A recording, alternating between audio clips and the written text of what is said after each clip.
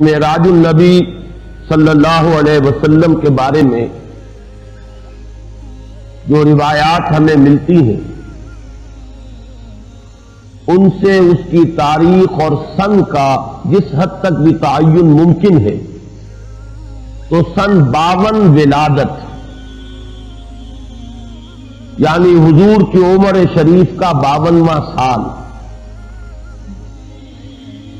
ہجرت سے لگ بھگ 1.5 سال قبل ماہ رجب کی 27ویں شب کو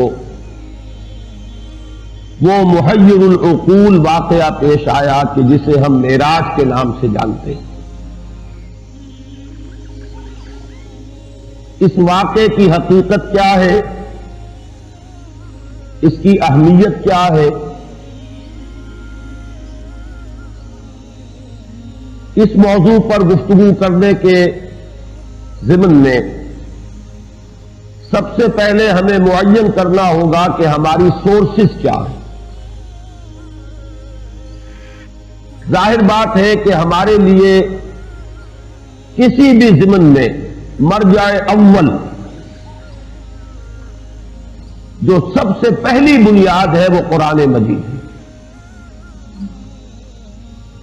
قرآن حکیم میں واقعہ معراج کا ذکر 2 مقامات پر صراحت کے ساتھ،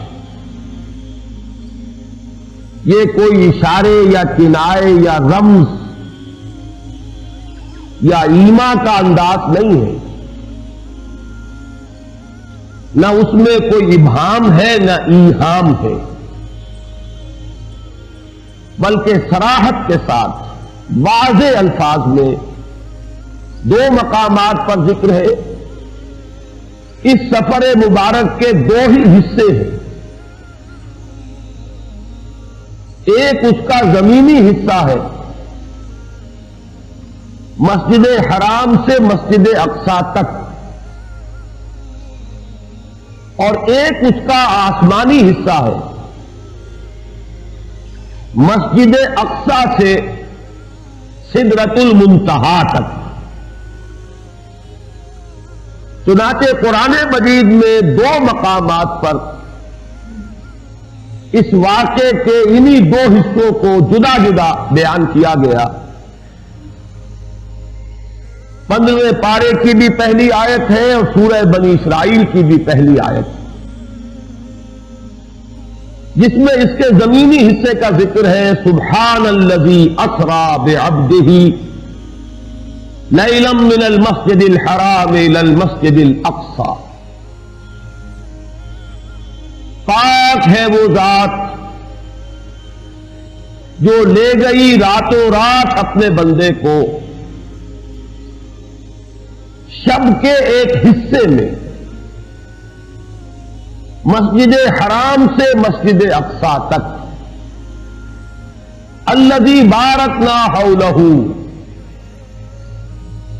جس کے ماحول کو ہم نے مبارک بنایا ہے، لِنُرِيَهُ مِنْ آیاتنا، تاکہ ہم دکھائیں اسے صلی اللہ علیہ وسلم اپنی نشانیوں میں سے، انہ هو السمیع البصیر، سب کچھ سننے والا اور سب کچھ دیکھنے والا تو صرف وہ ہے۔ یہ ہے سورہ بنی اسرائیل کی پہلی آیت۔ اس سورہ مبارکہ کا نام سورہ اسراء بھی ہے،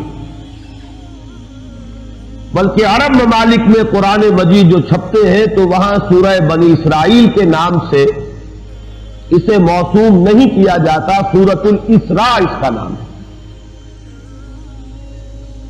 جو اس کا آسمانی حصہ ہے اس کا ذکر سورۃ النجم میں ہے، وہ آیات بھی میں نے آپ کے سامنے تلاوت کی تھی، لیکن ان کا ترجمہ میں بعد میں اپنی تقریر کے دوران ہی کروں گا۔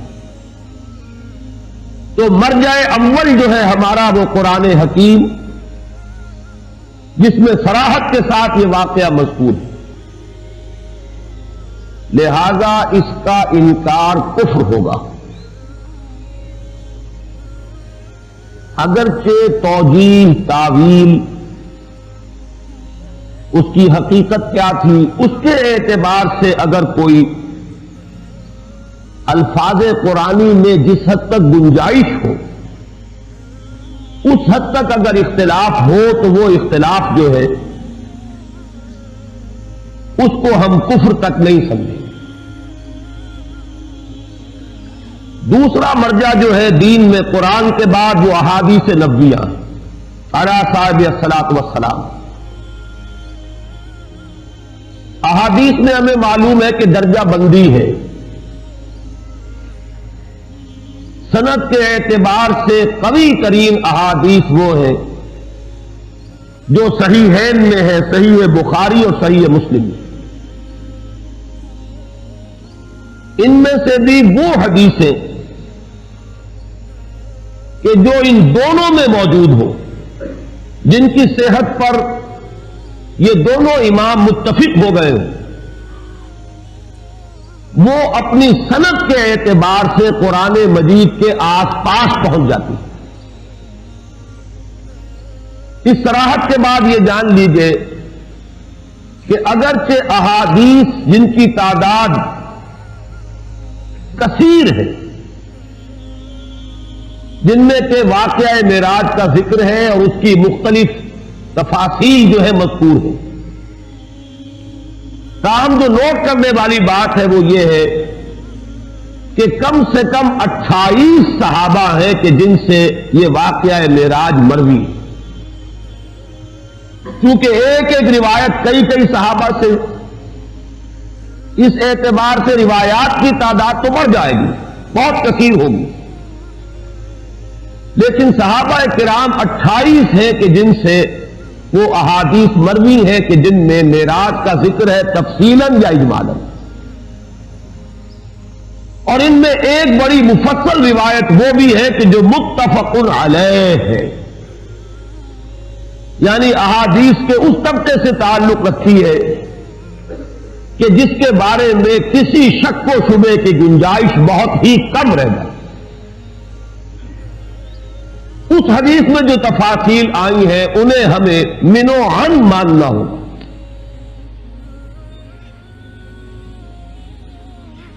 اس تمہید کے بعد اب پہلے میں یہ عرض کروں گا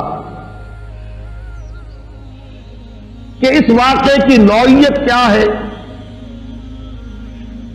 آیا یہ کوئی منفرد واقعہ ہے کہ جو صرف نبی اکرم صلی اللہ علیہ وسلم کو پیش آیا ہو، یا یہ کہ یہ نبوت و رسالت کے مستقل معاملات میں سے ایک معاملہ ہے، اور مختلف انبیاء اور رسل کے ساتھ جو فرق و تفاوت ہے وہ آیا نوعیت کا ہے یا کیفیت کا ہے۔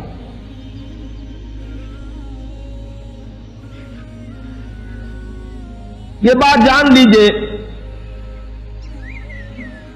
مکاشفات، مشاہدات، یہ تو نبوت کا جزو لا ينفك ہے۔ اس کی وجہ یہ ہے کہ انبیاء اور رسل اس خدمت پر مامور ہوتے ہیں کہ وہ امور غیبی کی اطلاع دے جن پر ایمان لانا لوگوں کے لیے ضروری ہے۔ جنت ہے، دوزخ ہے، ملائکہ ہے، اب یہ چیزیں جو ہے یہ ہماری نگاہوں کے سامنے نہیں ہے۔ اسی طریقے سے جو پیش آنے والے واقعات ہیں جب تک وہ پیش نہیں آ جاتے پردہ غیب میں، یوم الآخر قیامت کا دن ایک امر غیبی ہے۔ سب سے بڑھ کر یہ کہ ذات باری تعالی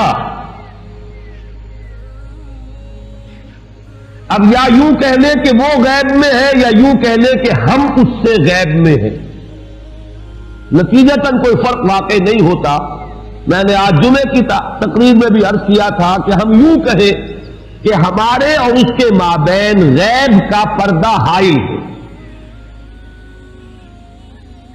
یہ وہ چیزیں ہیں کہ جن پر ایمان لانا لا بد من. ہدایت کا نقطہ آغاز ہی یہ ہے کہ ان کو مانا جائے. یہی وجہ ہے کہ سورہ بقرہ میں ہدایت کے لیے جو شرط اولین بیان کی گئی، الف لام میم ذالک الکتاب لا ریب فیہ ھدی للمتقین الذین یؤمنون بالغیب، یہ شرط اول ہے. اب جو ہستیاں اس خدمت پر مامور ہوئی ہوں کہ وہ ان امور غیبیہ پر ایمان کی دعوت دے، ظاہر ہے کہ انہیں تو ان پر بدرجہ تمام و کمال ایمان اور یقین ہونا چاہیے. جب تک وہ ایمان اور یقین ان کے اندر اپنے درجہ تمام و کمال کو نہ پہنچا ہوا ہوگا، وہ دوسروں تک اس ایمان بالغیب کو کیسے منتقل کرے. اب یہ بھی جان لیجئے کہ ایمان اور یقین کے مراتب ہیں. ایک یقین وہ ہے جو فکر و نظر اور تعقل و تفکر کے نتیجے میں پیدا ہو جاتا ہے. ایک یقین وہ ہے کہ جو خود ذاتی مشاہدے سے پیدا ہوتا ہے. اس سے بھی بلند تر ایک درجہ ہے کہ جو انسان کے ذاتی تجربے اور احساس سے ہوتا ہے. قرآن مجید میں اس کے لیے 3 اصطلاحات استعمال ہوئی: علم الیقین، عین الیقین، حق الیقین. علم الیقین یہ ہے کہ آپ نے استنباط کیا، استدلال کیا اور کسی چیز کا علم آپ کو حاصل ہوا، آپ کو یقین آ گیا. عین الیقین یہ ہے کہ آپ نے اس چیز کو دیکھا. اور حق الیقین کا درجہ اس سے بلند ہوگا، وہ انسان کے اپنے ذاتی تجربے کا ایک جز بن جائے. ایک مثال سے ان تینوں کو میں واضح کر سکوں گا. بڑی سادہ مثال ہے، آپ نے پہلے بھی شاید سنی ہو. اگر آپ کہیں دیکھیں کہ دھواں ہے تو آپ کو یقین ہو جاتا ہے کہ آگ ہے، اس لیے کہ آپ کو یہ کلیہ معلوم ہے. مسلسل مشاہدے سے یہ بات آپ کے علم میں ہے کہ دھواں اور آگ لازم و ملزوم ہے. اگر کہیں دھواں ہے تو آگ لگی ہوگی. آگ اگرچہ آپ نے نہیں دیکھی، لیکن دھوئیں کو دیکھ کر آپ نے استدلال سے، استنباط سے آگ کے وجود پر یقین کر لیا. یہ علم الیقین. اب آپ نے قدم بڑھائے، آپ بھاگے دوڑے، وہاں پہنچے اور آپ نے دیکھ لیا کہ آگ لگی ہوئی. یہ ہے اس سے بلند تر درجہ عین الیقین، جسے ہم کہتے ہیں عربی میں لیس الخبر کل مشاہدہ کل معائنہ. کسی کے بتانے سے جو یقین پیدا ہوتا ہے وہ ویسا نہیں ہو سکتا جتنا خود دیکھنے سے پیدا ہوتا ہے. فارسی میں کہتے ہیں شنیدہ کہ بود مانند دیدہ. سننے سے جو علم حاصل ہوا وہ اس کے برابر نہیں ہوتا کہ جو دیکھنے سے حاصل ہوتا. اس سے جو اگلا درجہ ہے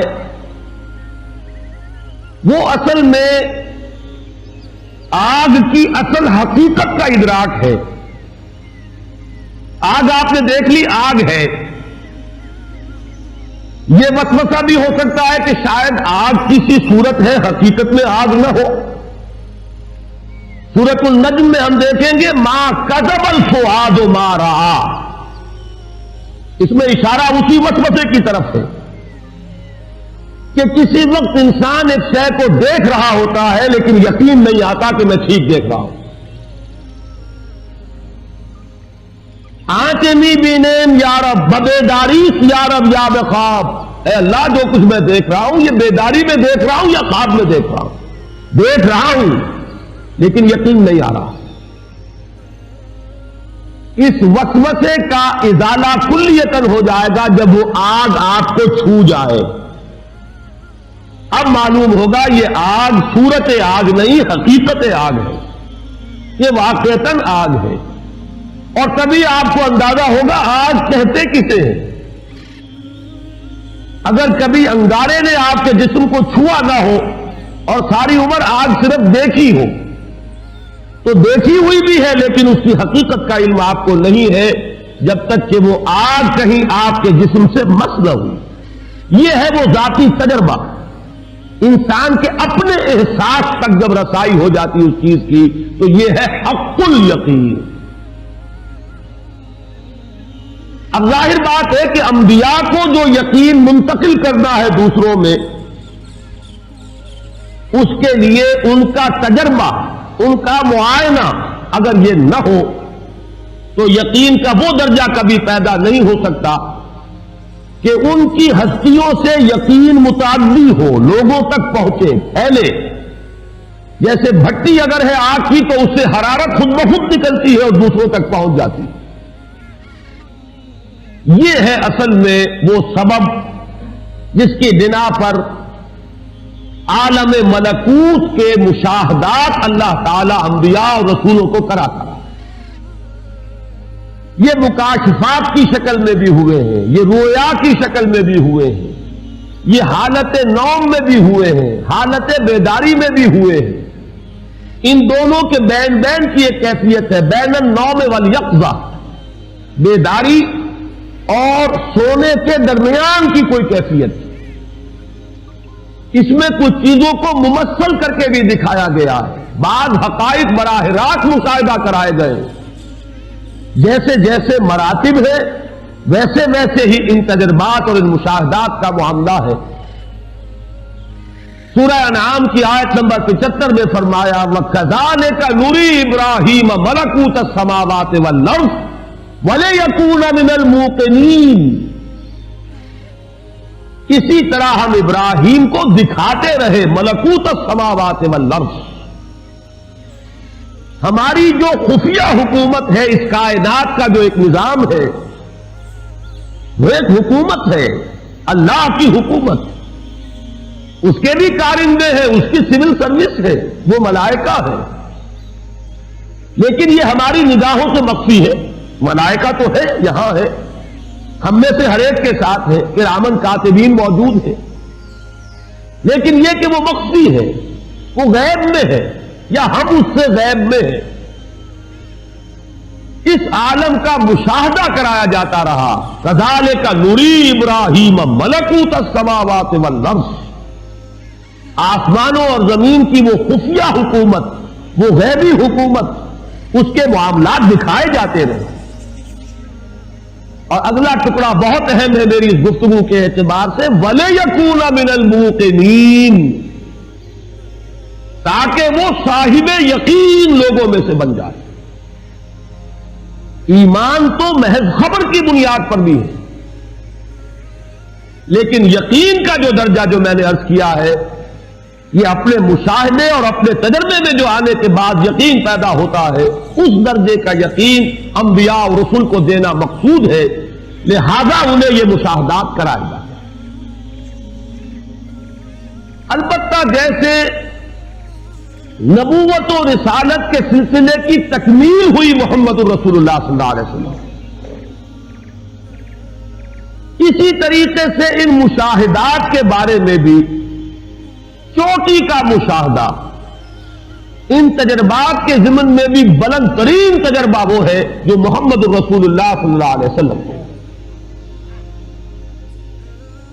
البتہ حضور کے بارے میں بھی یہ بات ضرور ذہن میں رکھیے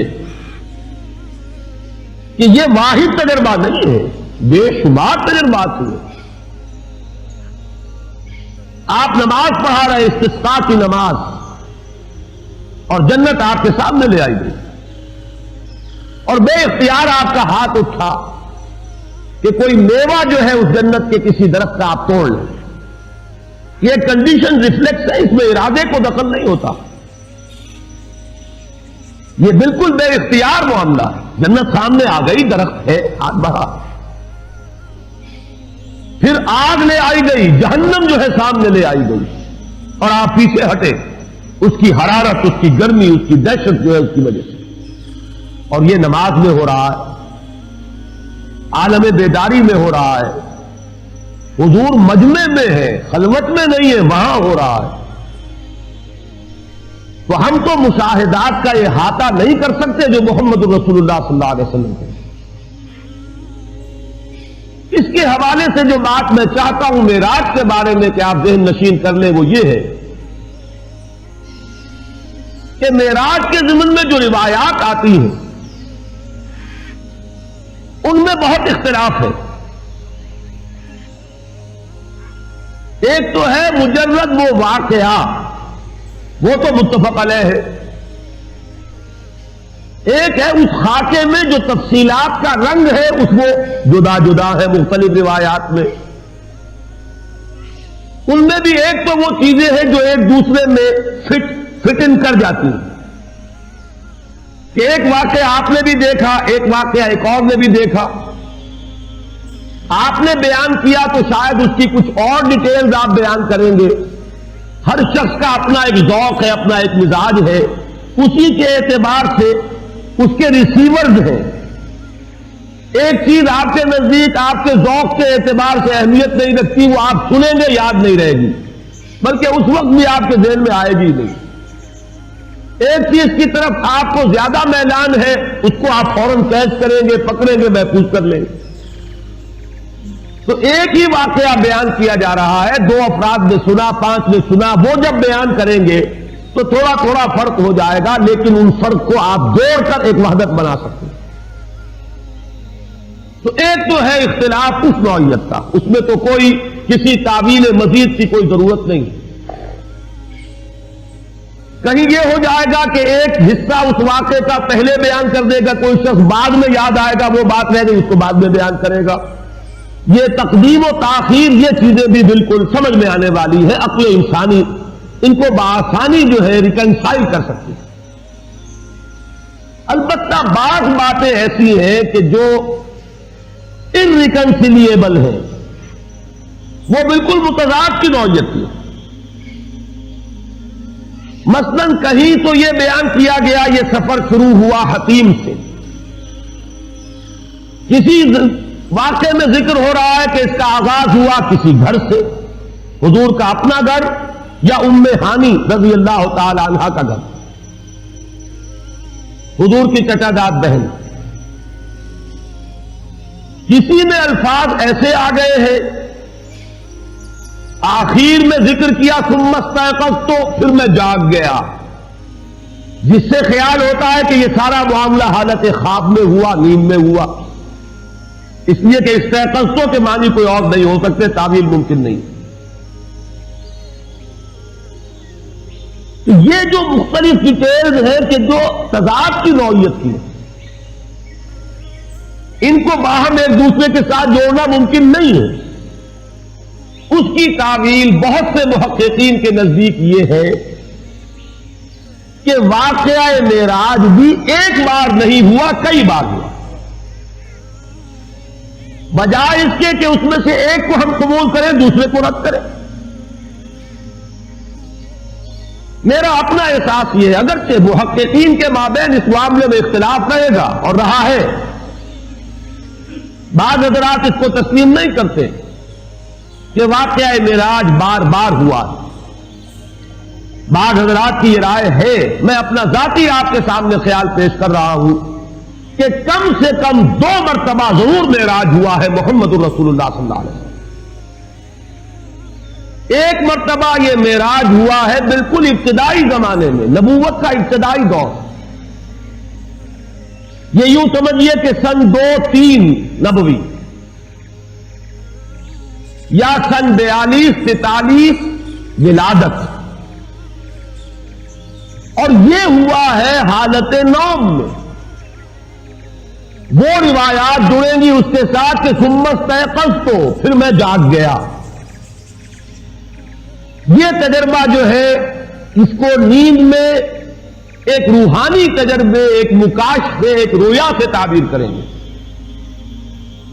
اور یہ جو واقعہ ہے جسے ہم معراج کے نام سے جانتے ہیں، یہ ہوا ہے سن 12 میں، اور یہ یوں سمجھیے کہ جب آپ کی عمر شریف کا 52واں سال ہے، ہجرت سے لگ بھگ 1.5 سال قبل، یہ واقعہ در حقیقت ان تجربات کی کہ جو آج تک ہوئے تھے، یہ ان کی تکمیل ہے، یہ ان کا نقطہ عروج ہے، یہ ان کا کلائمیکس ہے، اور یہ سفر جو ہے ہرگز نیند میں نہیں ہوا، یہ صرف روحانی تجربہ نہیں ہے، یہ کوئی رویا یا خواب نہیں ہے، بلکہ یہ سفر ہے بجسدہ شریف، حضور کے جسد مبارک کے ساتھ یہ پورا کا پورا واقعہ پیش آیا۔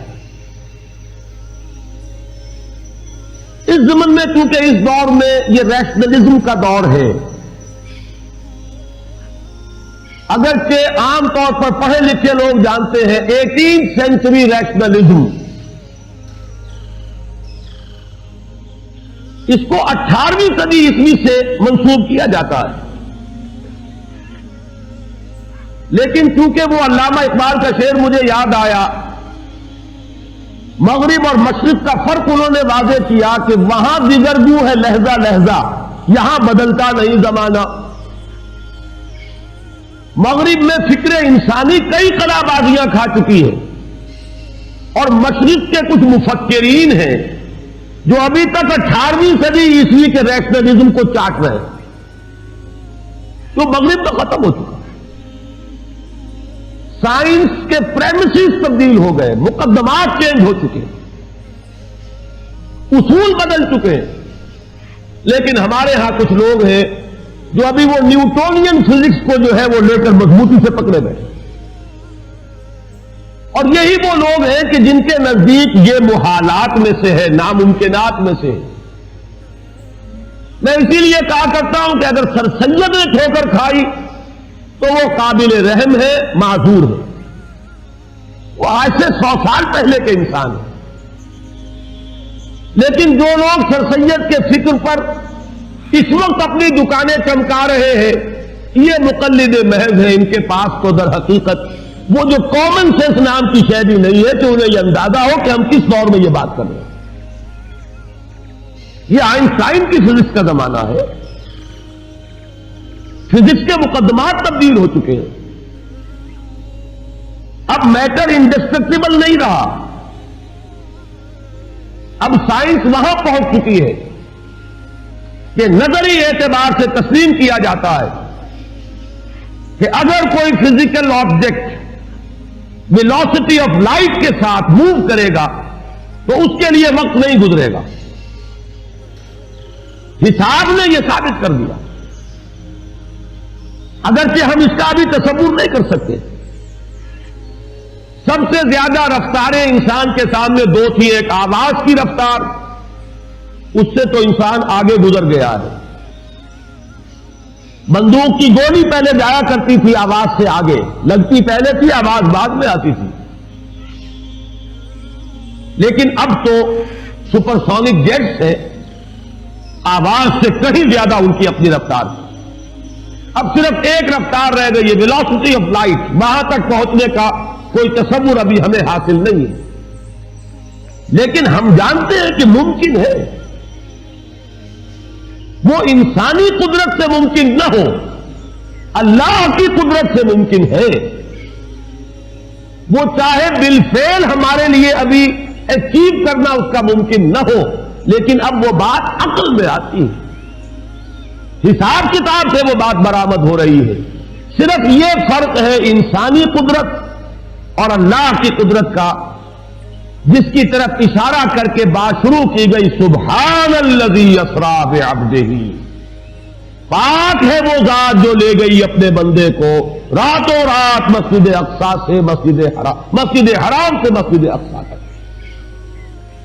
اگر یہ بات کسی انسان کی طرف منسوب ہوتی تو بات اور تھی، اگر یہ فعل حضور کی طرف منسوب ہوتا کہ حضور گئے تو بات اور تھی کہ میں آیا نہیں لایا گیا ہوں، حضور گئے نہیں لے جائے گئے ہیں۔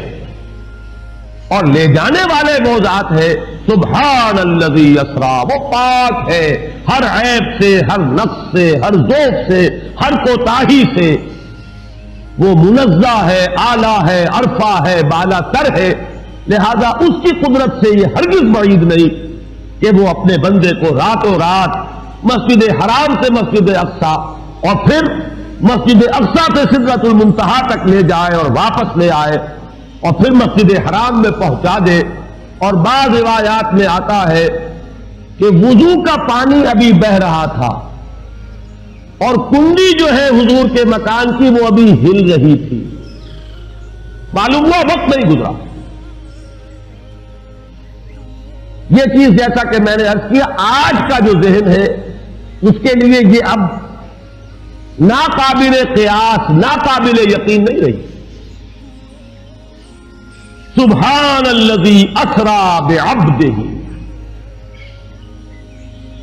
دوسری قابل توجہ بات ہے لفظ عبد، ایک اس پہلو سے کہ عبد کا اطلاق صرف روح پر نہیں ہوگا، روح اور جسد دونوں پر ہوگا۔ عبد تو ہم ہیں، صرف روح کو عبد نہیں کہا جائے گا۔ روح کی حقیقت کو تو خیر ہم اپنی روح کی حقیقت کو نہیں سمجھ سکتے، تو روح محمدی صلی اللہ علیہ وسلم کی حقیقت کو کیا سمجھیں گے؟ عبد کا اطلاق بلکہ جان لیجئے کہ اکثر و بیشتر تو جسد پر ہوگا۔ تو اس سے بھی ایک اضافی بات معلوم ہوئی کہ صرف روح محمدی نہیں لے جائی گئی، محمد لے جائے گئے صلی اللہ علیہ وسلم، اور محمد کا اطلاق روح محمدی اور آپ کے جسد شریف دونوں کے مجموعے پر ہوگا، صرف روح پر نہیں۔ دوسری بات جو اس میں بہت قابل لحاظ ہے وہ یہ ہے کہ یہ جو مقام عروج ہے جس کا ذکر ہو رہا ہے، اور حضور کی دو نسبتوں میں سے جس نسبت کا یہاں حوالہ دیا جا رہا ہے وہ نسبت رسالت نہیں، نسبت عبدیت۔ ویسے بھی عام طور پر قرآن مجید میں جہاں اللہ تعالی کی عنایت خصوصی، شفقت خصوصی کا ذکر آتا ہے حضور پر، وہاں آپ کی نسبت عبدیت کا ذکر ملے گا۔ جیسے یہاں ہم نے دیکھا، جیسے اگلی سورت میں ہے سورہ کہف میں، الحمدللہ الذی انزل علی عبدہ الکتاب ولم یجعل لہ عوجا،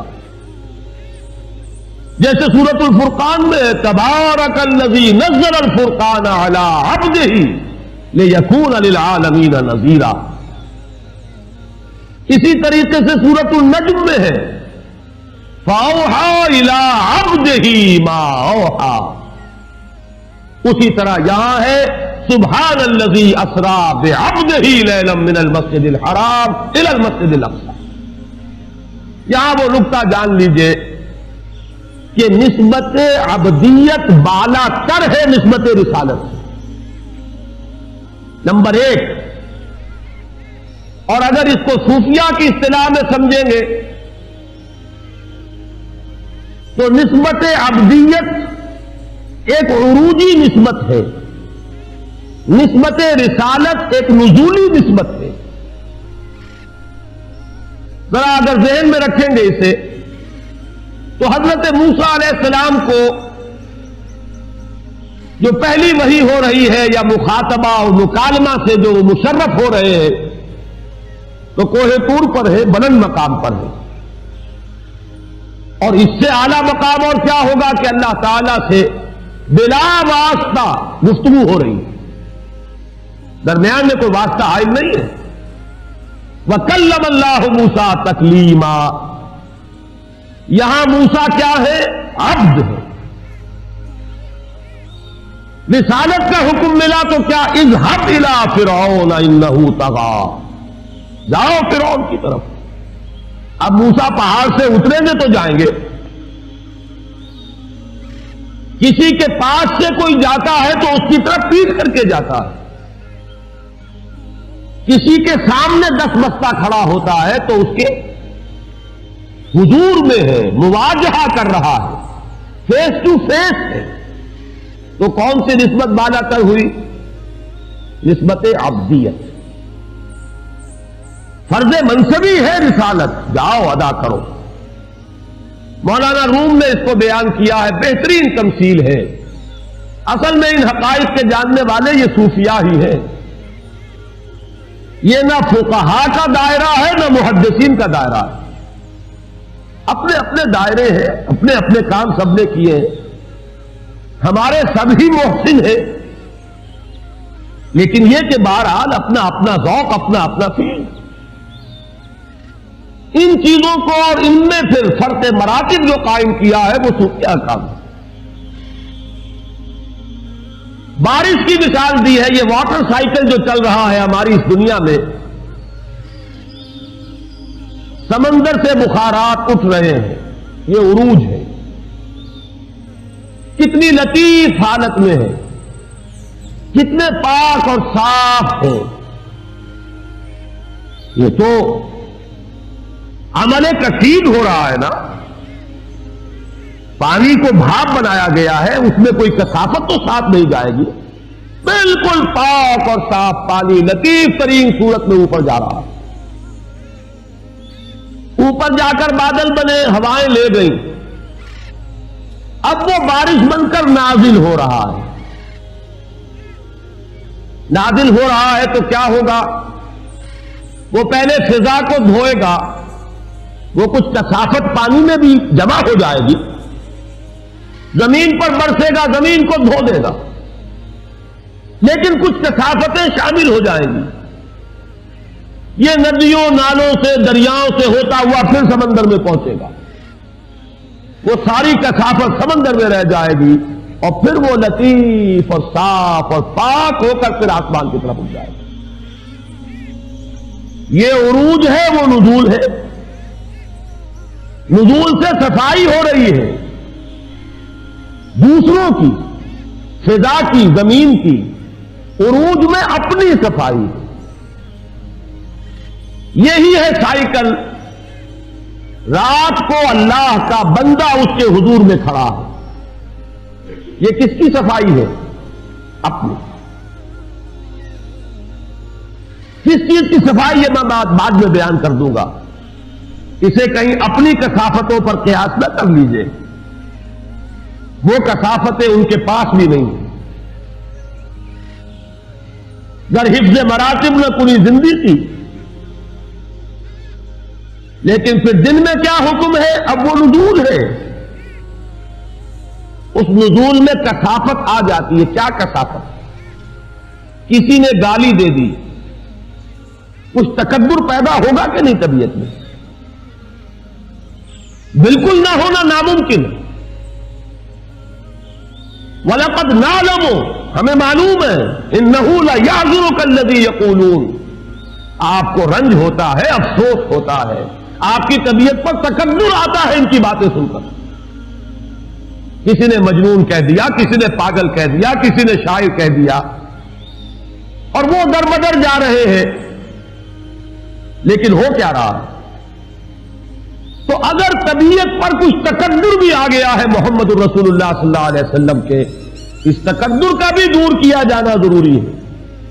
راتوں کو کھڑے رہیے۔ اب یہ عروجی نسبت ہے کہ اوپر جا رہے ہیں، اور دن میں نزول فرمائیے، اور لوگوں کے دلوں کو صاف کیجئے، ان کے ذہنوں کو صاف کیجئے، ماحول کو صاف کیجئے۔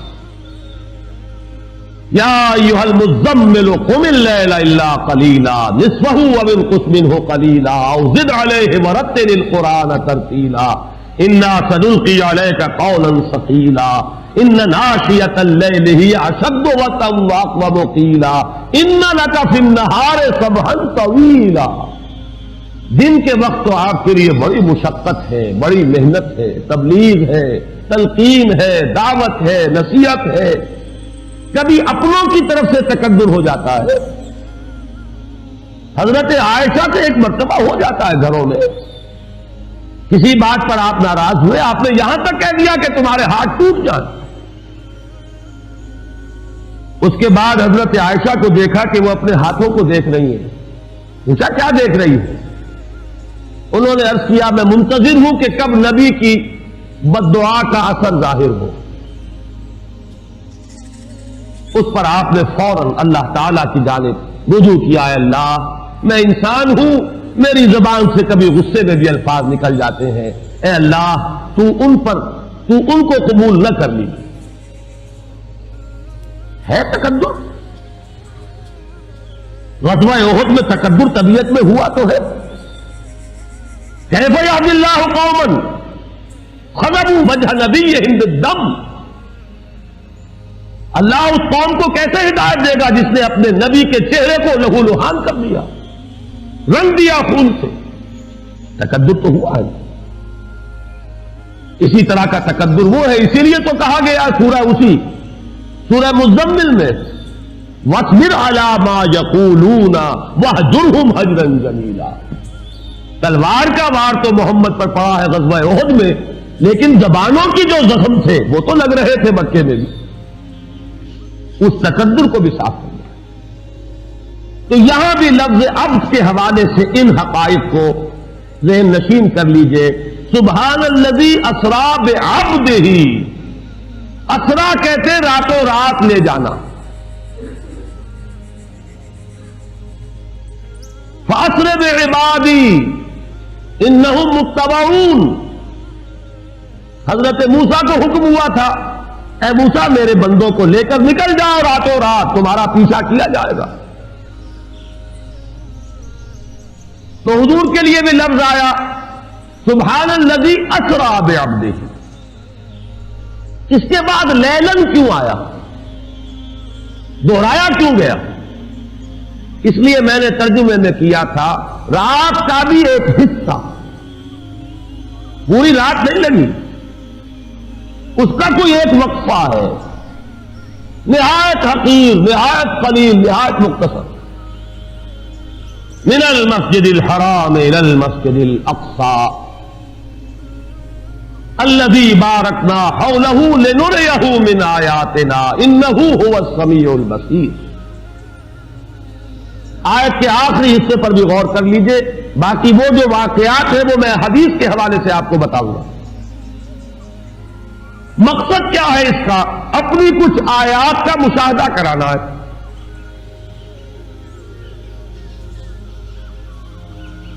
السمیع اور البصیر, سب کچھ سننے والا, سب کچھ جاننے والا تو صرف اللہ ہے, کوئی نہیں ہے. اور ہاں وہ اپنے علم میں سے جتنا جس کو چاہے دے دے, اپنی بصارت میں سے جتنا کسی کو چاہے حصہ عطا فرما دے, اپنی سماعت میں سے جتنا چاہے کسی پر فیضان فرما دے. یہ اس کا اختیار ہے. لا یحیطون بشیء من علمہ الا بما شاء. اللہ کے علم میں سے کوئی بھی کسی چیز کا احاطہ نہیں کر سکتا ما سوائے اس کے جو اللہ خود چاہے. سبحانک لا علم لنا الا ما علمتنا. تو پاک ہے اور ہمیں کوئی علم حاصل نہیں ہے. تو فرشتوں کا علم بھی یہی ہے, انبیاء اور رسل کے علم کی بھی کیفیت یہی ہے. جو اللہ نے عطا فرمایا وہی ان کا علم. باقی سب کچھ جاننے والا اور سب کچھ دیکھنے والا صرف وہ ہے. یہ اسلوب حصر ہے. انہ هو السمیع العلیم. سب کچھ سننے والا اور سب کچھ دیکھنے والا تنہا ہو. اب میں یہ چاہتا ہوں کہ یہ جو واقعہ ہے اسے میں اس حدیث کے حوالے سے آپ کو سنا دوں. میں کچھ بیان کروں گا, میرے بیان کرنے میں کچھ کمی اور بیشی ہونے کا اندیشہ ہے. اگر ہم اتنے خوش قسمت ہیں کہ وہ واقعہ ہمارے پاس ایک مفصل حدیث کی شکل میں موجود, اور حدیث بھی دوسرے یا تیسرے طبقے کی کتابوں کی نہیں, متفق علیہ, جس میں روایتاً جیسا کہ میں نے عرض کیا جس کا پایا تقریباً قرآن کے برابر. اور اس حدیث کے راوی ہیں حضرت مالک ابن صعصع رضی اللہ تعالی عنہ. ان کے بارے میں ایک بات ہے بڑی اہم، وہ نوٹ کر لیجئے. یہ انصاری صحابی ہیں، ان میں سے نہیں ہے کہ جنہیں حدیثیں بیان کرنے کا کوئی زیادہ شوق رہا ہو. یہ غالباً واحد حدیث ہے جو انہوں نے بیان کی، اور انہیں اس سے نہایت شغف تھا.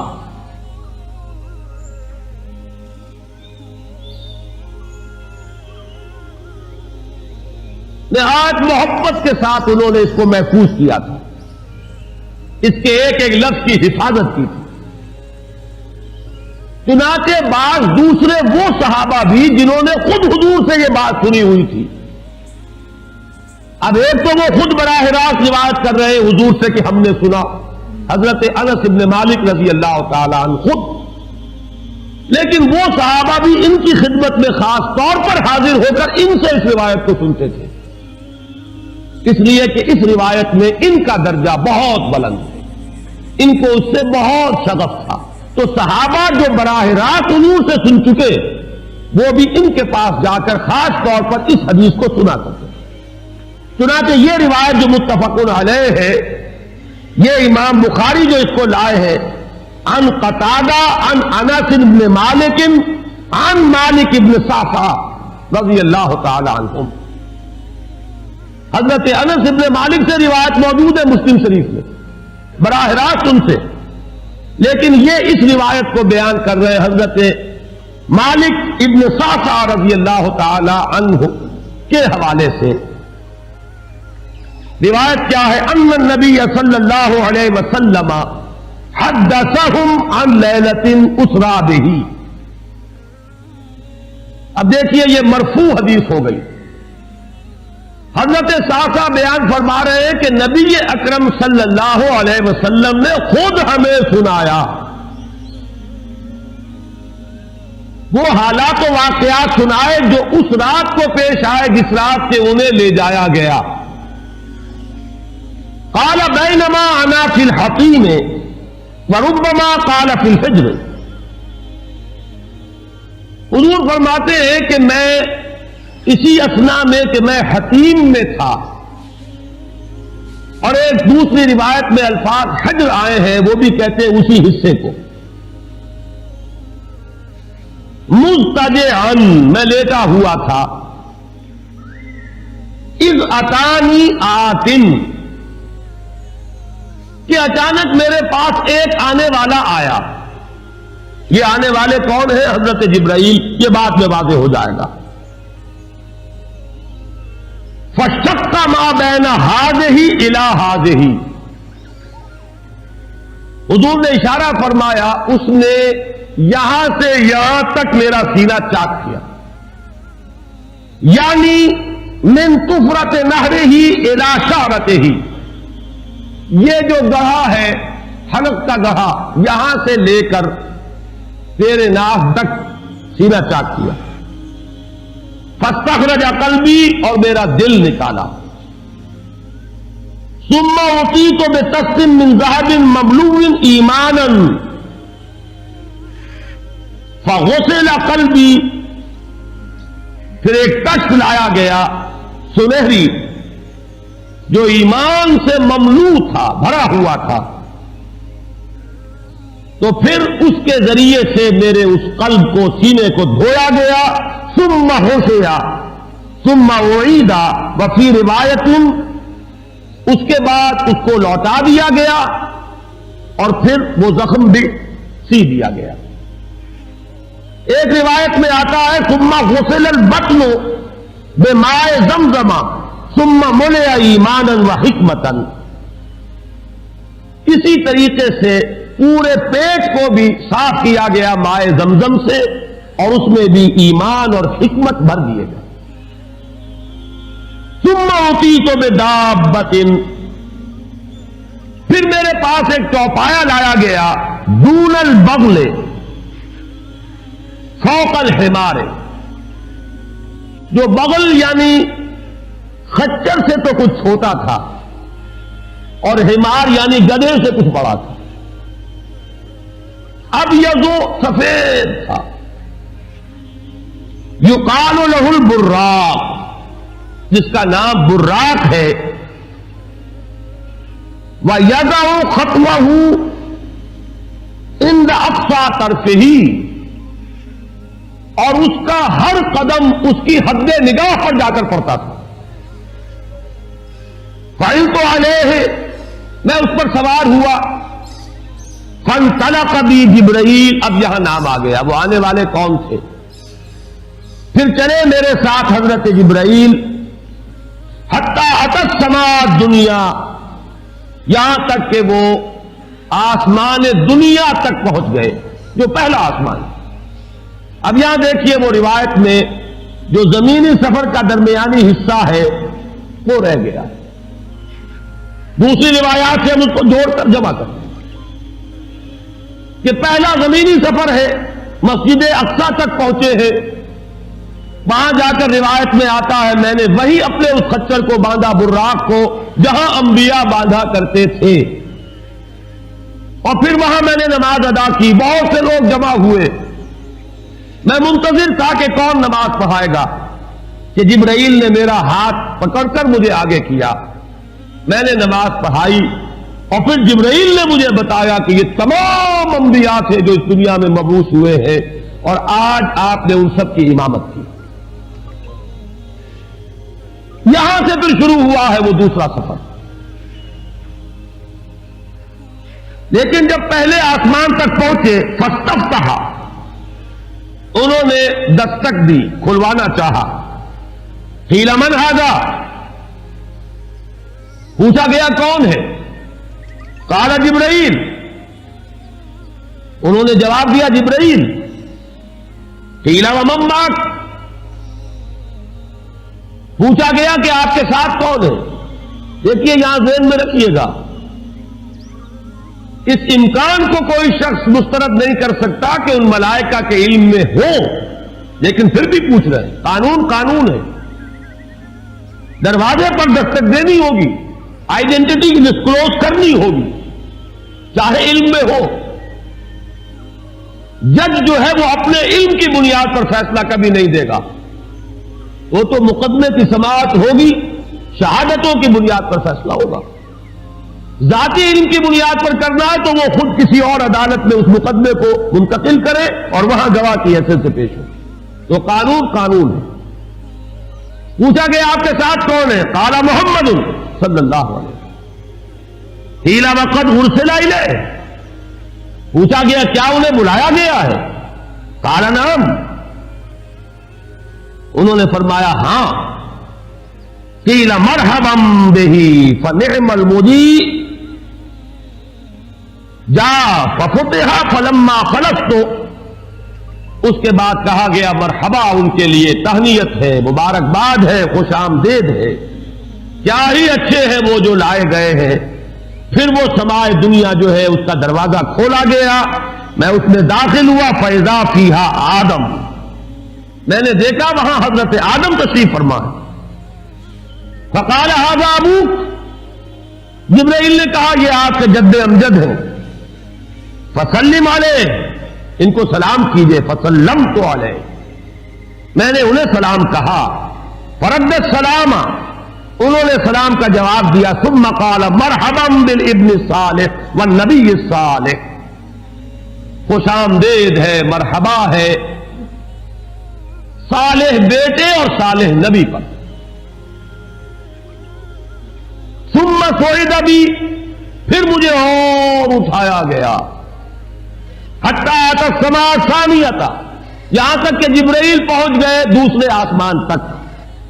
فاستفتح، پھر وہی سوال و جواب ہے، میں ترجمہ نہیں کروں گا۔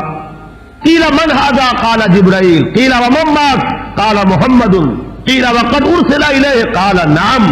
قیل مرحبا بہ فنعم المجیء، جاء ففتح فلما خلصت، جب یہ سارا اس کارروائی کے بعد داخل ہوئے ہیں دوسرے آسمان پر، فاذا یحییٰ وعیسیٰ وہو ابنا خالۃ، وہاں میں نے دیکھا کہ یحییٰ اور عیسیٰ ہیں اور یہ خالہ زاد بھائی ہیں۔ قال ھذا یحییٰ وھذا عیسیٰ فسلم علیہما، فسلمت فردا، ثم قال مرحبا بالاخ الصالح والنبی الصالح، انہوں نے بھی کہا خوش آمدید اور مرحبا. ایک صالح بھائی اور صالح نبی کو یہاں نوٹ کیجئے گا. حضرت عیسیٰ اور حضرت یحییٰ یہ بنی اسرائیل میں سے، لہذا حضور کو اپنا بیٹا نہیں کہہ سکتے، بھائی کہہ رہے ہیں. آدم جد امجد ہیں، انہوں نے بیٹا کہا ہے. مرحبا بابن الصالح، والنبی الصالح، وہ نبی تو ہے، سب کہیں گے نبی، لیکن کوئی بھائی کہے گا، کوئی بیٹا کہے گا. ابراہیم بیٹا کہیں گے، موسیٰ وہ بھائی کہیں گے جن کی نسل سے آپ نہیں ہیں. وہ جو براہ راست نسل چلی آ رہی ہے اس میں جو ذکر کرے گا وہ بیٹے کے لفظ سے کرے گا. ثم صعد بی الی السماء الثالثة فاستفتح قیل من هذا قال جبرائیل قیل ومن معك قال محمدا قیل وقد ارسل الیہ قال نعم قیل مرحبا به فنعم المجیء جاء ففتح فلما خلصت اذا یوسف قال هذا یوسف فسلم علیہ فسلمت علیہ فرد ثم قال مرحبا بالاخ الصالح والنبی الصالح. اب مجھے ترجمے کی ضرورت نہیں ہے، ایک مرتبہ بات آپ نے سمجھ لی. اب تیزی کے ساتھ میں اس حدیث کو پڑھ دینا چاہتا ہوں. ثم صعد بی، پھر مجھے اور بلندی پر لے جایا گیا. حتی اتی السماء الرابعة فاستفتح قیل من هذا قال جبرائیل قیل ومن معك قال محمد قیل وقد ارسل الیہ قال نعم قیل مرحبا به فنعم المجیء جاء ففتح فلما خلصت فاذا ادریس فقال هذا ادریس فسلم علیہ فسلمت علیہ فرد ثم قال مرحبا بالاخ الصالح والنبی الصالح. یہاں ملاقات ہوئی حضرت ادریس علیہ السلام سے. ثم صعد بی حتی اتی السماء الخامسة فاستفتح قیل من هذا قال جبرائیل قیل ومن معك قال محمد قیل وقد ارسل الیہ قال نعم قیل مرحبا به فنعم المجیء جاء ففتح فلما خلصت فاذا هارون قال هذا هارون فسلم علیہ فسلمت علیہ فرد ثم قال مرحبا بالاخ الصالح والنبی الصالح. ثم صعد بی حتی اتی السماء السادسة فاستفتح قیل من هذا قال جبرائیل قیل ومن معك قال محمد قیل وقد ارسل الیہ قال نعم قیل مرحبا به فنعم المجیء جاء ففتح فلما خلصت فاذا موسیٰ قال هذا موسیٰ فسلم علیہ فسلمت علیہ فرد ثم قال مرحبا بالاخ الصالح والنبی الصالح. چھٹے آسمان پر یہ حضرت موسیٰ سے ملاقات ہوئی. فلما جاوزت بکا، جب میں آگے بڑھا تو حضرت موسیٰ روئے. قیل ما یبکیک، ان سے پوچھا گیا کہ آپ کو کیا چیز رلا رہی ہے. قال ابکی لأن غلاما بعث بعدی، کہ مجھے اس بات پر رونا آ رہا ہے یہ نوجوان محمد صلی اللہ علیہ وسلم یہ میرے بہت بعد ان کی بعثت ہوئی ہے. يدخل الجنت من امته اکثر ممن يدخلها من امتی، میرے بہت بعد آنے کے باوجود ان کی امت میں سے جنت میں داخل ہونے والوں کی تعداد میری امت کے مقابلے میں بہت زیادہ ہوگی.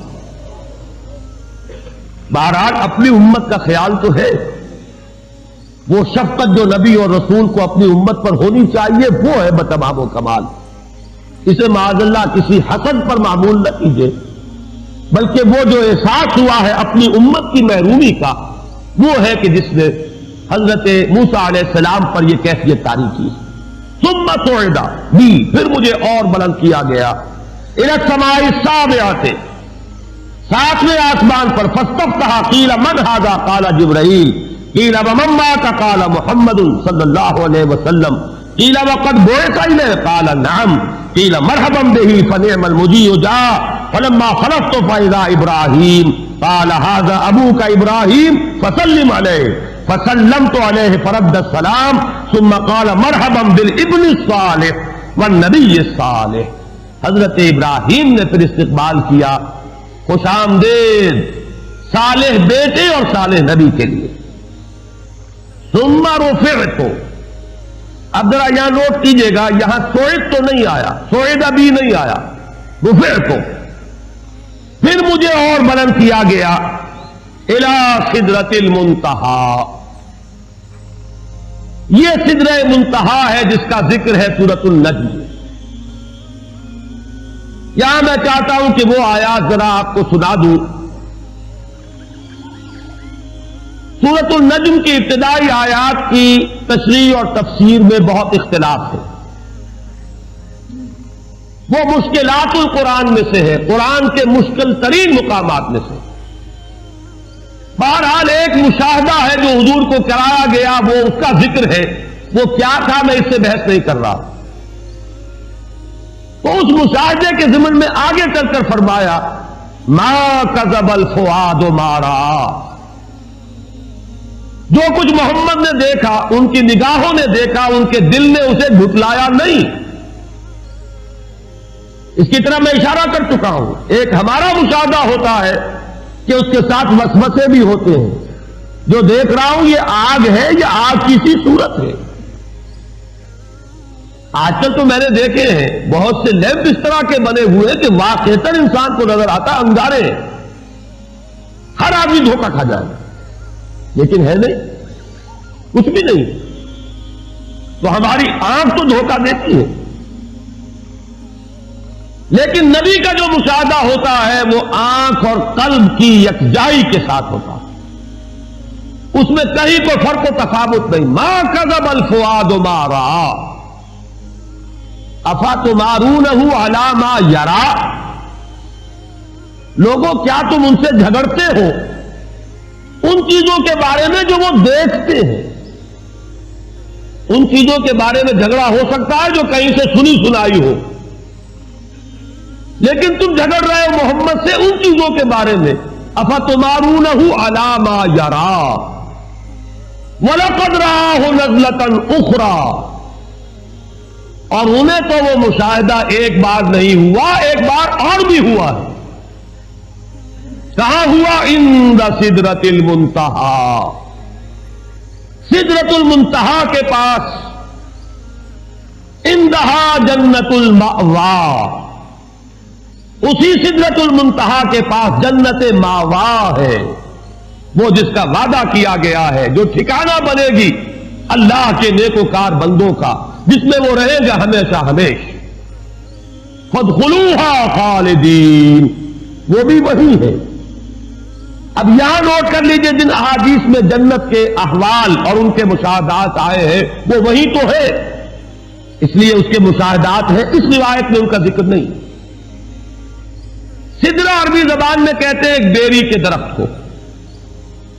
منتہا یہ انتہا سے ہے، جہاں جا کر کوئی چیز ختم ہو جائے. یہ سدرۃ المنتہا کیا ہے؟ خیر یہ تو ہم تو کیا سمجھیں گے، ابھی میں عرض کروں گا.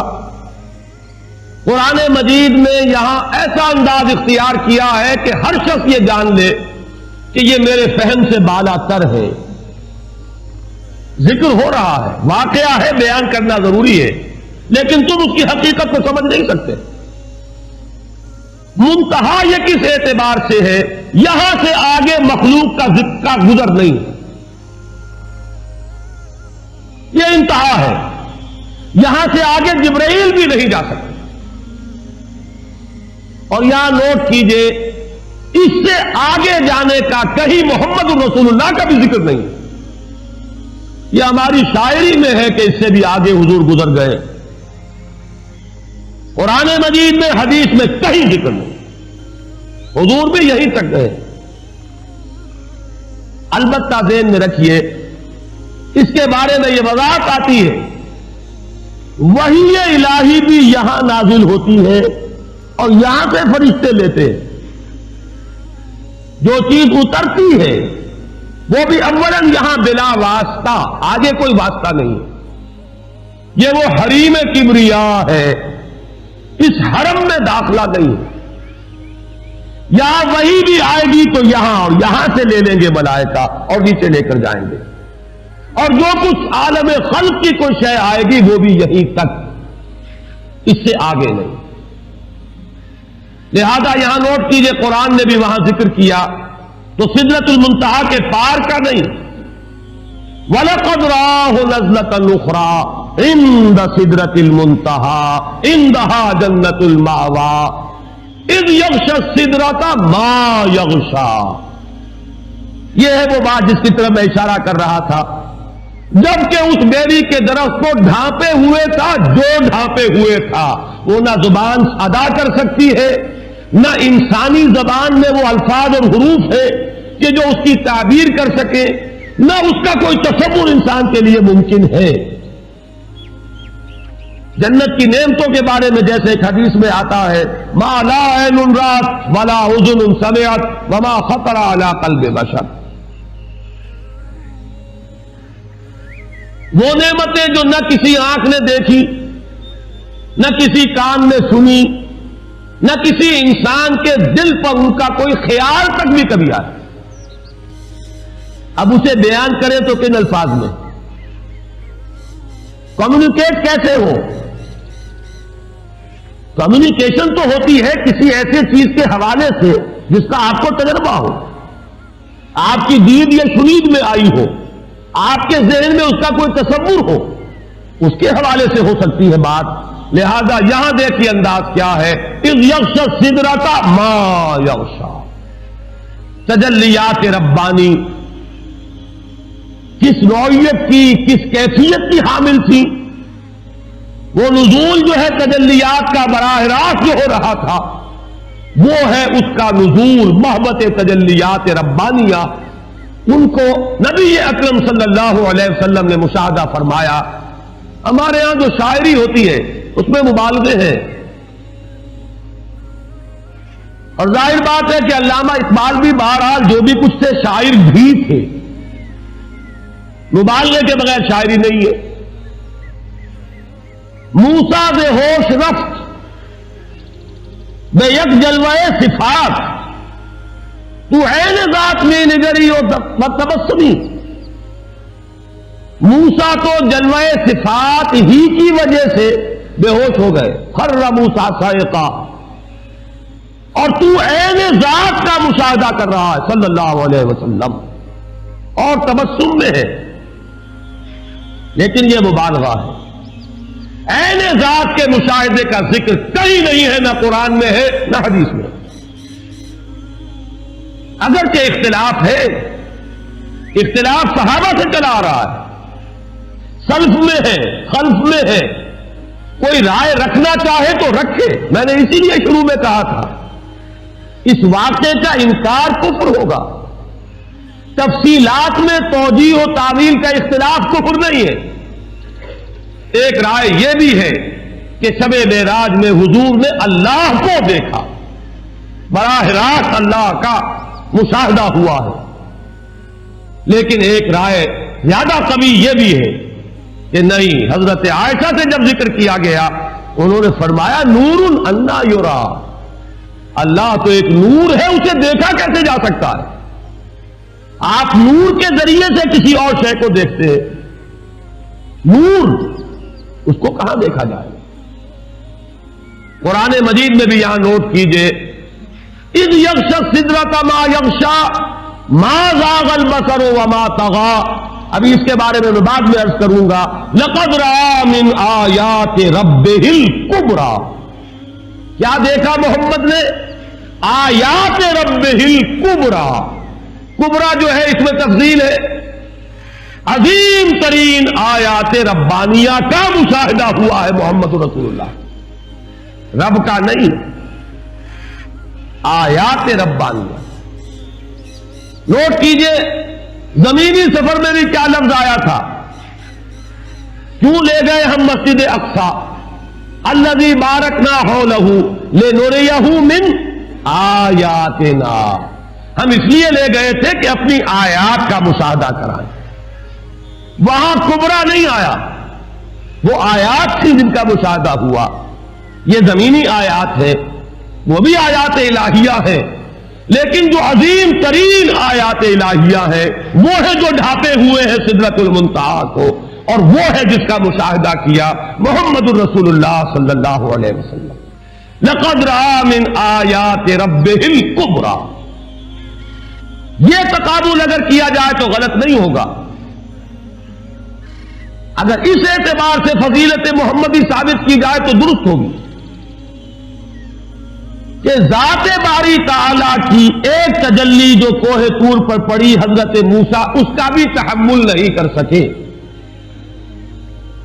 اور یہاں تجلیات ربانیہ کا براہ راست جو نزول ہو رہا ہے سدرۃ المنتہا پر، محمد نے انہیں دیکھا اور بھرپور انداز میں دیکھا اور ان کا تحمل کیا۔ اس اعتبار سے تو فرق و تفاوت قرآن سے ثابت ہے۔ لیکن اگر یہاں ذات باری تعالیٰ کو لایا جائے تو وہ بلا سند ہے، قرآن میں سند نہیں، حدیث میں سند نہیں، ہاں اقوال صحابہ میں سند ہے۔ اب میں یہاں توجہ دلانا چاہتا ہوں، یہ عجیب مقام ہے، ما زاغ البصر وما طغى، عجیب کیفیت ہے۔ اس آیت کو سمجھنا جو ہے آسان نہیں ہے جب تک کہ کچھ کیفیات کو پہلے آپ جان نہ لیں۔ ہمارے اپنے مشاہدے کے بارے میں دو چیزیں ہیں، وہ نوٹ کیجئے۔ شوق تو ہے مشاہدے کا، اور شوق اتنا ہے کہ حد ادب سے بھی تجاوز کر رہا ہے، لیکن ظرف اتنا نہیں ہے کہ دیکھ سکے۔ وہ جو اردو کا ایک شعر ہے، مجھے پہلا مصرع صحیح یاد نہیں ہے، کہ غم عمر مختصر کا سبب اور کیا بتائیں، میرے شوق کی بلندی میری ہمتوں کی پستی۔ اس کو ذرا ذہن میں رکھیے، شوق بہت بلند ہے، دیکھنا بہت کچھ چاہتے ہیں، لیکن آنکھیں چکا چوندھ ہو جاتی ہیں، دیکھ ہی نہیں سکتے۔ ظرف نہیں ہے کہ دیکھ سکے، اگرچہ طبیعت میں شوق اتنا ہے کہ بے ادبی کی حد تک، حد ادب سے بھی تجاوز کے لیے آمادہ ہے، لیکن دیکھ نہیں سکتے۔ اس کو اقبال نے، میں سمجھتا ہوں کہ یہی مقام ہے قرآن کا، کہ جس کی کیفیات کو جیسے عربی میں کہتے ہیں کہ تعرف الاشیاء بازدادہا، کسی شے کی حقیقت کو اس کا جو اینٹونیم ہو، اس کی جو ضد ہو، اس کی حقیقت کے حوالے سے پہچانا جا سکتا ہے۔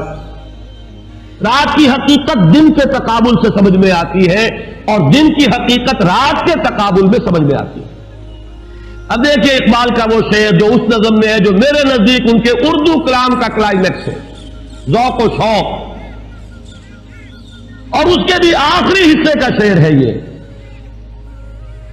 عین وصال میں مجھے حوصلہ نظر نہ تھا، گرچہ بہانہ جو رہی میری نگاہ بے ادب۔ دونوں اعتبارات سے جو ضد ہے اس کو لائے ہیں اقبال۔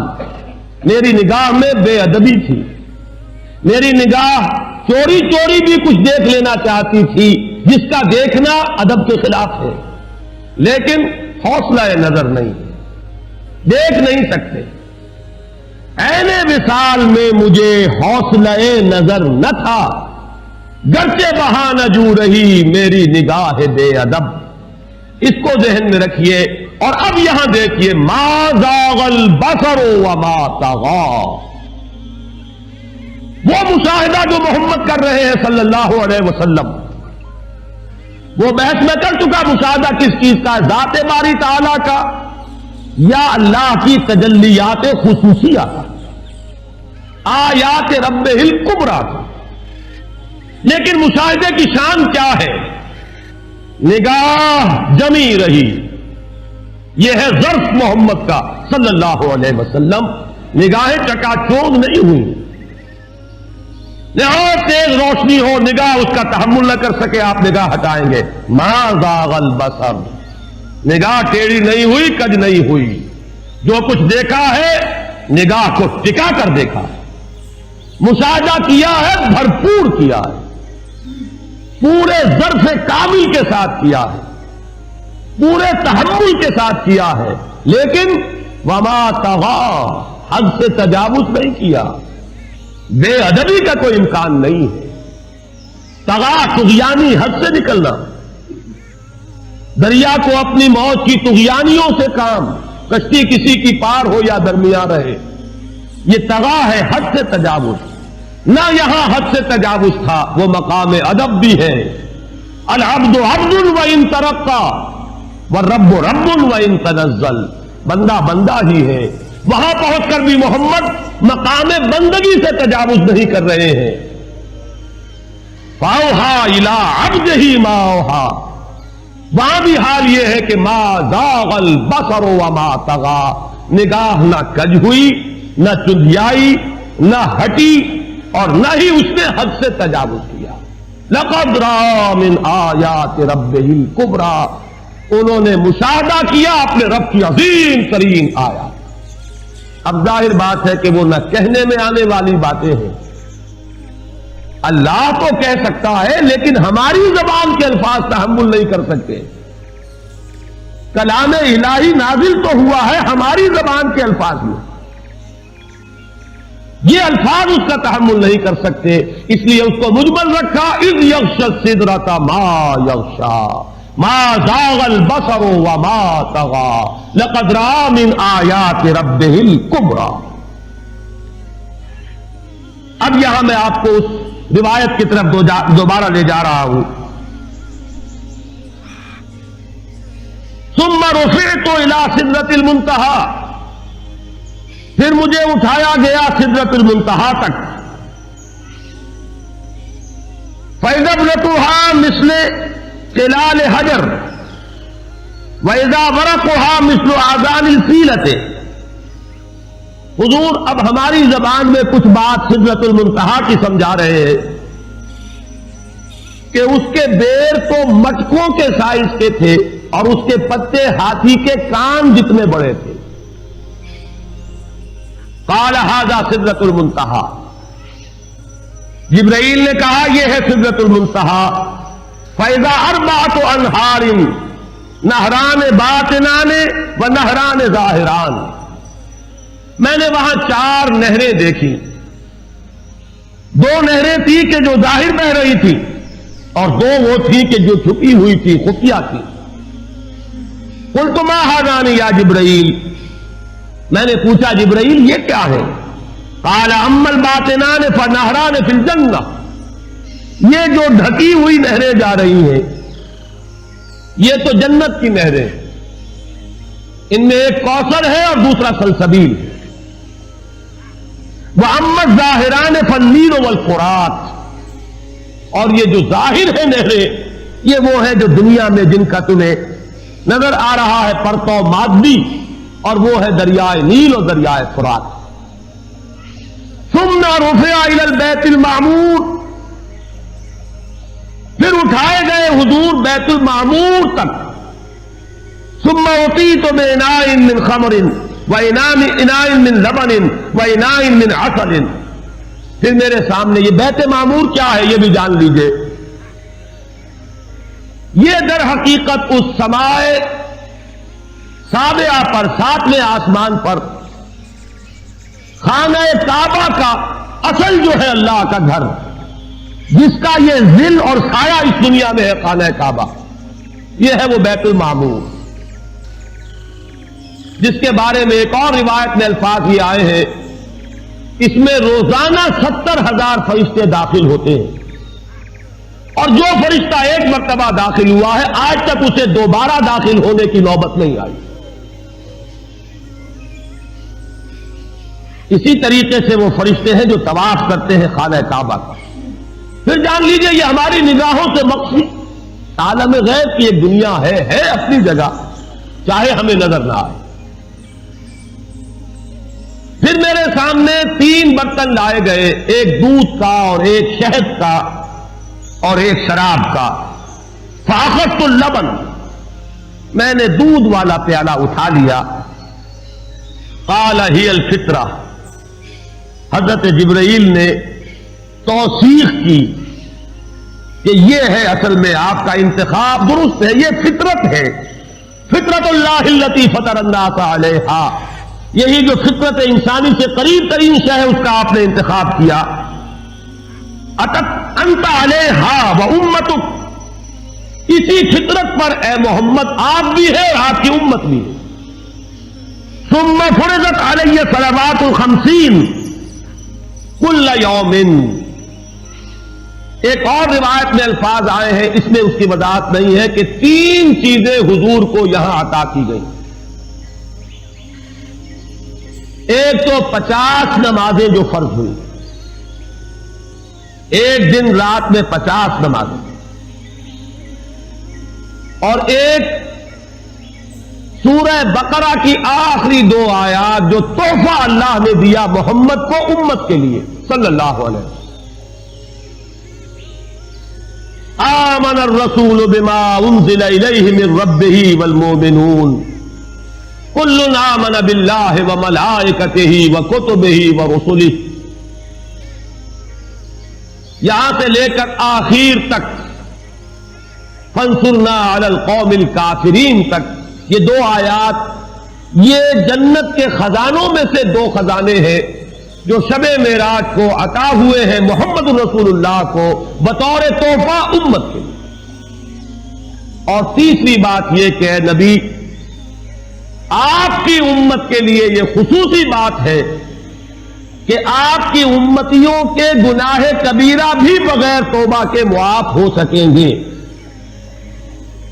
یہ خصوصی تحفے ہیں جو امت کے لیے لے کر آئے محمد صلی اللہ علیہ وسلم۔ 3 تحفے، نماز جو اس معراج میں فرض ہو رہی ہے اور اسی کو حضور کہہ رہے ہیں الصلاۃ معراج المؤمنین، اہل ایمان کے لیے یہ بمنزلہ معراج ہے۔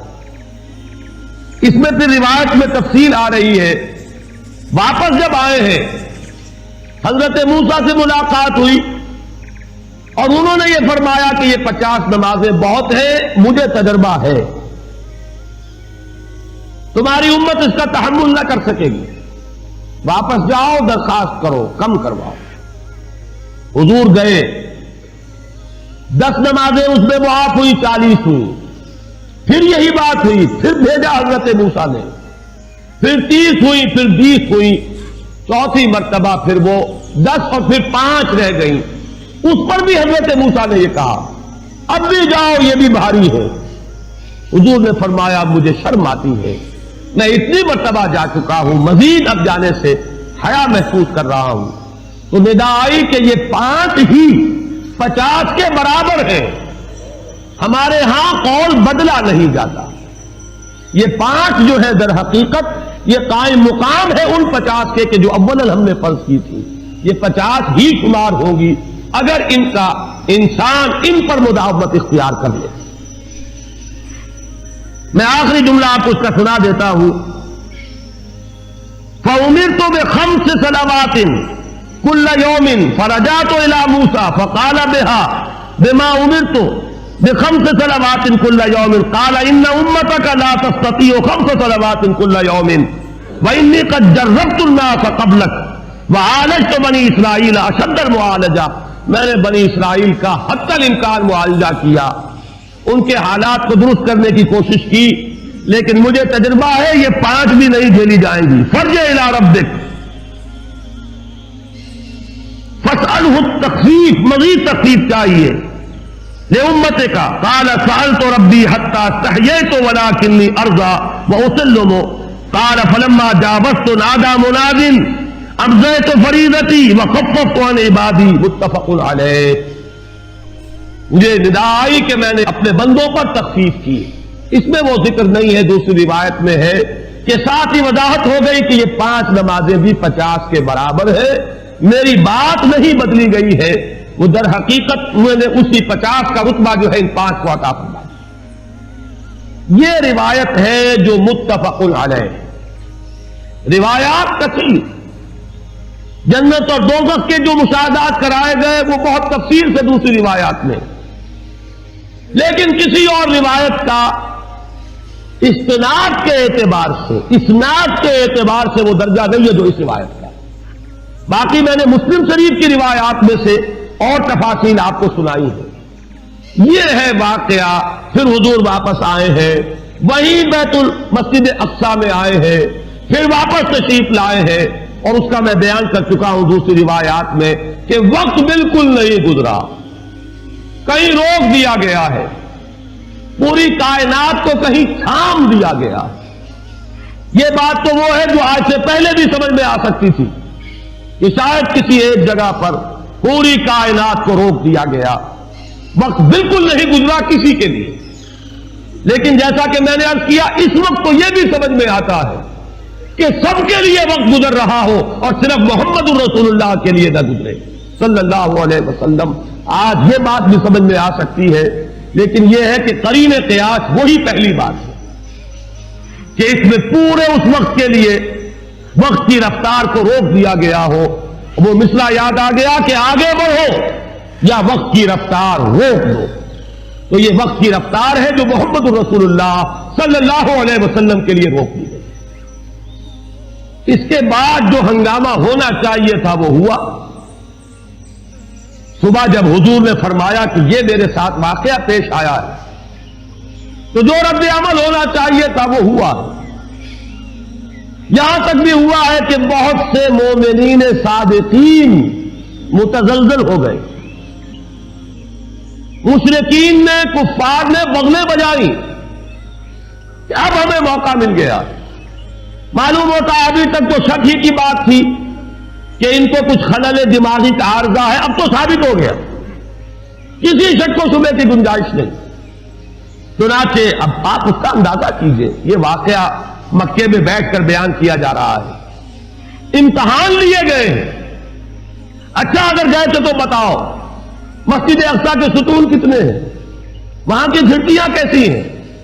حضور فرماتے ہیں, ایک حدیث موجود ہے کہ میں گھبرا گیا, اس لیے کہ کس کو یاد رہتا ہے. مسجد اقصی میں جا کر حضور ستون تو نہیں گن رہے تھے, لیکن یہ کہ جب پوچھا جا رہا ہے تو مجمع میں تو ہو سکتا ہے کہ تالی پٹ جائے کہ اچانک اللہ تعالی نے میرے سامنے مسجد اقصی کو کر دیا. اب میں دیکھ کر بتا رہا ہوں اور لوگ دنگ ہو رہے ہیں. اب دیکھیے وہ مشاہدہ جو میں نے عرض کیا تھا, مشاہدات بے شمار ہیں. جنت سامنے لے آئی جاتی ہے اور آگ سامنے لے آئی جاتی ہے, جہنم سامنے لے آئی جاتی ہے, مسجد اقصی سامنے لے آئی گئی ہے, جن میں سے ہر سوال کا جواب حضور نے مشاہدے سے دیا. اسی ضمن میں وہ واقعہ آتا ہے کہ حضرت ابو بکر کے پاس گئے لوگ دوڑے دوڑے. وہ یہ سمجھتے تھے کہ اگر یہ پالا ہم مار لیں تو پھر ہماری جیت ہے. ابو بکر کو اگر ہم متزلزل کر دیں تو پھر گویا کہ ہمارے لیے کوئی اور پرابلم نہ رہے گا. روایت میں آتا ہے حضرت ابو بکر نے بھی سن کر ایک دفعہ جھرجھری لی ہے, لیکن صرف ایک سوال کیا, کیا واقعی وہ یہ فرما رہے ہیں؟ لوگوں نے خوش ہو کر کہا, تالیاں بجائے, ہاں ہاں کہہ رہے ہیں, چلو ہم لے چلتے ہیں. انہوں نے سمجھا کہ ہمارا وار جو ہے کارگر ہوا ہے, واقعی کو تزلزل ہے. لیکن اگلا جواب ابو بکر کا یہ تھا, اگر وہ کہہ رہے ہیں تو 100% درست کہہ رہے ہیں. میں روزانہ یہ مانتا ہوں کہ فرشتہ آسمان سے ان کے پاس آتا ہے, تو اگر ایک مرتبہ انہیں آسمان پر لے جایا گیا تو یہ کون سی بعید ہے. یہ ہے وہ دن کہ جس کے بعد صدیق اکبر شمار ہوئے ہیں ابو بکر صدیق